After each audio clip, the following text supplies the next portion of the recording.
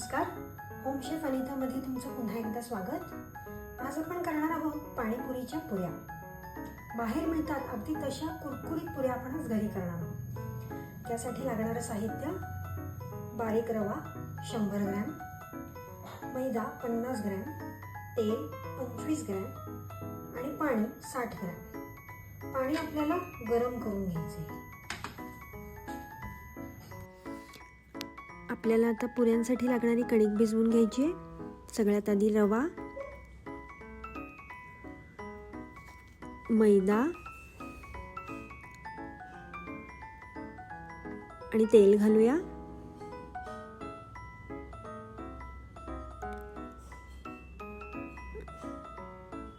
तेल आपल्या या रवा आणि मैद्याला छान चोळून घ्यायचंय।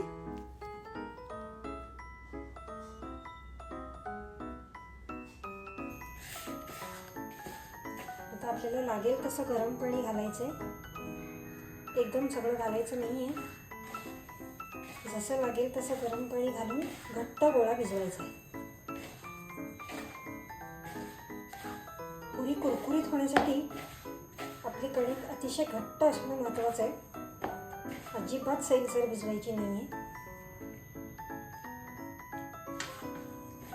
आपलं पीठ छान भिजलेलं आहे। आता बोटांच्या साहाय्याने आपण ते पुन्हा एकदा मळून घेऊया। हा तयार पिठाचा गोळा आपल्याला आता साधारण 15 ते 20 मिनिटं झाकून ठेवायचा आहे। तुम्ही बघू शकता, मी संपूर्ण पाणी वापरलेलं नाहीये। लागेल तसंच पाणी घालत गेले आणि पीठ भिजवलंय। आता आपली 15 ते 20 मिनिटं झालेली आहेत। पीठ छान भिजलेलं आहे। आपण आता ते लाटायला घेऊया। आपल्या रोजच्या पोळीपेक्षाही जास्त पातळ आपल्याला ते लाटायचंय। आपलं छान पातळ लाटून झालेलं आहे। आता एखादी छोटी वाटी जर का आपल्याकडे असेल तर त्याने आपल्याला पुऱ्यांसारखे त्याला काप द्यायचे। अशाने काय होतं, एकसारख्या पुऱ्या तयार होतात। आपल्या पुऱ्या सगळ्या कापून झालेल्या आहेत आणि एकीकडे तेलही मध्यम मोठ्या आचेवर तापवत ठेवलेलं आहे। तेल छान तापल्यानंतर एक एक पुरी त्यात सोडायची आहे।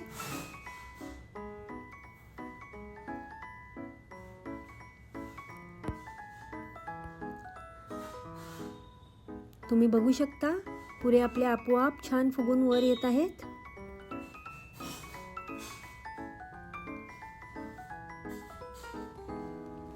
एका बाजूने आपली पुरी संपूर्ण झाल्याशिवाय ती उलटायची नाहीये।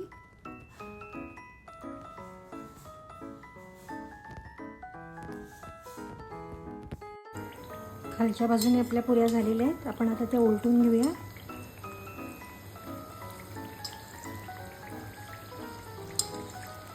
तुम्ही बघू शकता, छान सोनेरी रंगावर तळल्या गेल्या आहेत त्या। आता आपण या पुऱ्या काढून घेऊया।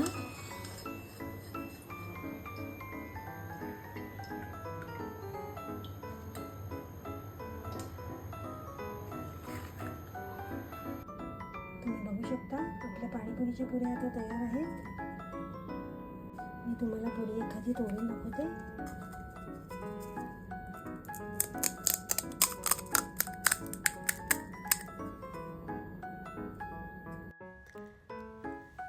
हा घरी केलेल्या आणि बाहेरच्या पुरीमधला तुम्ही फरक बघू शकता।